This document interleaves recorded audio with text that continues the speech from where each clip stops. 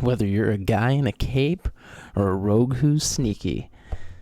Well, you gotta tune in. Somebody's gotta entertain the geeky. Guys, what's going on? Your buddy Chris here. Holy shit. We are fucking years into the show. We've not recorded anything in months here. And I guess a little over, around a year or so ago, we got a, there was a rumor floating around, like some talk that we were going to be getting a Locke and Key TV series, which we've been asking for on the show for forever. And the lovely folks at Netflix were going to be the ones bringing it to us. So it kind of like got lost. Like, no, I didn't hear anything about it for a while. Nobody was really talking about it. And then all of a sudden, we get a movie poster in January, and it's like, or a, poster, whatever. I guess it's not a movie poster because it's not a movie, it's a series. So we get a poster, and it's just like, holy shit, it's going to happen. This is really happening. And then, not long after that, bloop, trailer. And they're like, dude, this is fucking February 7th. This happens. So here we are, February 10th, and it happened. And it was done well. It wasn't exactly like the comics, which, I mean, you have to expect because this is just one of those crazy things where, how could it be? How could it be? And I mean, they were trying to do something to make it a little more friendly for general audiences and blah, blah, blah. But holy cow, fucking cool. I'm going to try to keep this as spoiler-free as possible. So just going off of the poster alone, we see that somebody has a key shoved in the back of their neck. Whatever could this mean? Creepy. And they keep this eerie but beautiful and magical thing going on throughout the entirety of the show. And it's just fucking baffling. Like, holy cow. Super sweet. So, if you have not already, go and watch Locke and Key on Netflix. It's super cool. And what's happened recently? So me, Roger, Jason, we all have been doing a bunch of real life, and none of us have made this a priority like we should. Jason was doing the best at it for fucking months. He was the one posting content on entertainthegeeky.com, and then like as soon as he would start to slow down, either Roger or myself would like be like, oh shit, we should probably post something. So we would go and try to kind of fill that space, and it's fallen by the wayside over the past couple of years here. Like it's such a weird thing. So like when we started talking about doing this show, it's been 3 or 4 years ago now, and like I knew I wanted to do a podcast about something for a little while, and I listened to Kevin Smith podcast, and he was talking about just go and do it, just do it, do something. And it was when he was making Tusk on a podcast with his friends, and then he took this fucking podcast and made a movie out of it. So I was super inspired by this. So I'm like, I got to do something. So I start coming up with a thing, and it was going to be entertainment geeky. Like Entertainment Weekly was kind of my play on words there.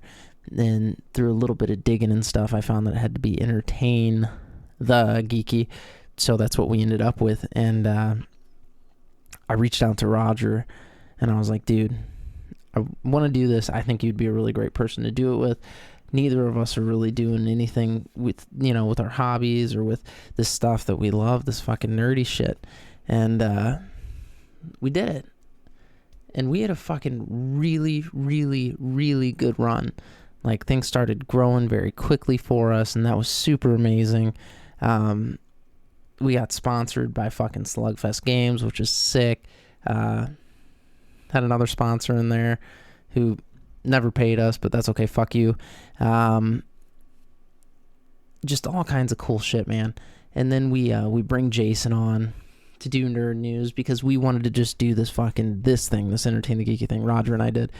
And Jason is far better, far more in the trenches, so to speak, than Roger and I were, so he starts heading up Nerd News, and like we have this really good thing going. We start planning Dungeons and Dumbasses, and we start doing EG games, and we've got like all these fucking irons in the fire, and we have Matt and Jeff Craig working with us, who were doing a super fantastic job with EG game stuff. And I think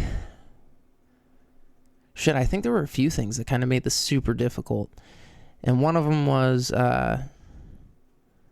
like a few years back, my wife and I ran into some problems, and when we did, we like fought, and then we were like, you know what,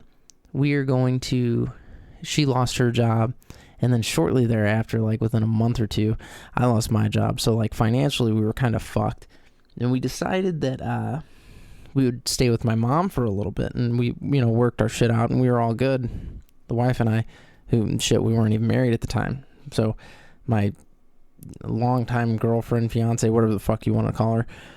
And when I went down to my mom's, like I started an online business. I got the Entertain the Geeky website up to a good spot, and fucking Jason was just killing it with that. And we had like a posting schedule and all this stuff. And Roger and I were meeting up relatively regularly. We did kind of let it fall behind a little bit, and then it just became something that we didn't really do. And then I moved back up this way, and we were like trying to get back in the swing of things, and we just never really were able to. But we, got to do the dungeon crawl for the cure and some cool stuff like that before like we totally shit the bed. And I started a show, it's been a little over a year ago now, with Mike Brodeur, called Who Wears the Pants, and we talk about relationships in that. Jason is working hard, being awesome. Roger doing the same thing. Yeah, fucking weird, man. And I guess all of us have kind of like, Jason's really, really good about this. And I guess they're involved in the hobby. Roger runs some like D&D shit at a local hobby shop. So that's super cool. He gets his fix. And then Jason, I know he games, and I think he also, I know for a fact he reads the fuck out of some comics, which is wicked badass, dude. Like, if you want to be excited about something, you fucking talk to that man right there. He will get you stoked about fucking comic book shit. But I recently started a D&D campaign with my wife and kids, and it's like their first time running through a campaign. It's my first time DMing. Excuse me. It's my first time DMing, and it was hysterical. So like we go into do this thing, and my wife was super reluctant. My kids got to see Dungeon Crawl for the Cure a couple of years ago, got to experience it a little bit, and thought it was really cool, but they didn't really get to play. So I'm like, yeah, I'll run a campaign for you guys. I buy the Stranger Things D&D box and never fucking start doing it with them. And I was like, I don't know, I think about fucking death all the time, which is bizarre, but I'm like, what if I die and I don't like do this shit with them? Like, that's not okay. So I start planning out this campaign, and Transformers miniatures coming out, Transformers deep cuts, or what the fuck ever they are, by WizKids. They were like a big inspirational piece in this for me. So I start fucking getting the story put together in my brain with these Transformers minis, and I was like, fuck, dude, I gotta run these guys through a campaign. So before I die, because that's what a normal person thinks, right? So we sit down to go through our first session, and at the beginning, like with any new D&D player, like getting into the role-playing part was really rough on my kids and on the wife, and she's like, I fucking hate this. I don't want to do this. And I'm like, man, just try it a little bit, okay? Like, it doesn't have to be something that you use some crazy voice for or anything like that, but just try to like see what would make your character tick, or think of what would make them tick, and then try to do that, and like, let's play that way. So at least lead the kids into where you think the story is going, that way they can. So we start to get into it, and like we start picking up some momentum, and they're still kind of awkward about it, but they're having fun with it. And then I bring an NPC into the game, and the NPC's like dancing and singing, and I'm up and I'm dancing and I'm singing and I'm excited and using weird voices and stuff. And then my wife starts to kind of get into the role play too, and she's like talking to this character, but she was in character, and it was super cool. And what's crazy is she was going to do Dungeons and Dumbasses with us, and she was really scared of that just because there were going to be microphones. But when she started to get into it, like, she's like, oh, this is fucking cool, and she's having a good time. She's playing her character. The kids are playing their characters. Like, they're progressing through the story that we're making, and we get to basically the end of where I had, well, not the end of the session that I had dreamed up, but got to a point to where we could stop. They were hungry, and I didn't want to, if I was going to take them any further into the story that I had written out thus far, or, you know, just move forward at all, we would be going for an hour or more, and I didn't want to deal with fucking hungry, crabby people. So we all are like, all right, you know, we're gonna call it. Hey, we're gonna be done here because this is a nice little stopping point. Let's put a bow in it. And my wife is still trying to role play to the kids at this point, and she looks at me and she's like, "We're not done, are we? We're not done."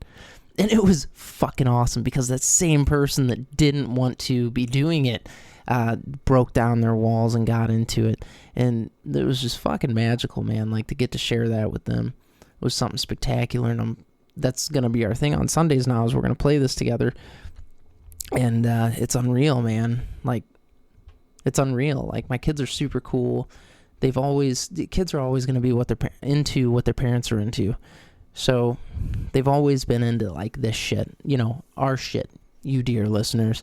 It's what they fucking know. It's the shit that I was into because, you know, my family was into it. And my kids have been into the same shit, but they haven't got to really experience it yet. And part of it is, you know, they're 10 and 7. Well, they will be in a couple of days here within the week or two. But yeah, they're like 10 and 7. So they're like just at the age to where there's a lot that they can start doing. Like, Christopher, my oldest, has been playing games and shit, and that's been really cool. He's been doing that for a long time, and he's got a good grasp of it. But like, I didn't think he was ready for fucking, you know, going through some kind of crazy role-playing game, and I was wrong. Like, I was super wrong, and he's loving it. And now, Tyr, my younger son, he's struggling with it a little bit, and I think it's so unstructured. So when you take a young mind like that and try to get it to create its own order, it's struggling with that a little bit. So, you know, if any of you guys have fucking suggestions for ways that I could better do that, let me know, and I'll try to implement that in my game with my family. And what the fuck are you guys playing? Is anybody playing 5e? I mean, I know a bunch of you guys are. Who's playing Mathfinder? What other RPGs are you guys playing? Let me know, or let us know. I'm sure fucking this is like a secret recording. I'm sitting in my kitchen at my kitchen table with a microphone. I'm like, man, fuck it, let's just go. And yeah, so I'm sure Roger and Jason will find out about this soon enough. I just wasn't gonna tell them. I was gonna post it and let them see it, and hopefully, you know, we can, if not get some steam going, just have a little bit of fun with this here and there. Yeah, this is it. The show's been crazy. So when it started, like, we always tried to have guests on. And I'm sure you guys saw this, but we would have a lot of the same guests over and over and over again. And that was cool. Nothing wrong with it, I guess. But it was like, you know, so. So we're doing this shit where we have same people over and over again, but we were fucking cooking food all the time. And we were drunk all the time. Roger and I were fucking... We were train wrecks, man. Like, we always refer to the episode with Blake. Like, we were all getting fucking pretty wasty pants in that one. And seeing Blake drink a gallon of wine and, you know, let all of us know about the time he trained goats to go under pyramids was fucking magical. So much fun. I won't bore you guys too much since it's just me sitting here talking. I just wanted to get on the mic, post something for you guys. I was stoked about Locke and Key. I was stoked to get to play some D&D. Yeah, it's fucking, dude, life is good.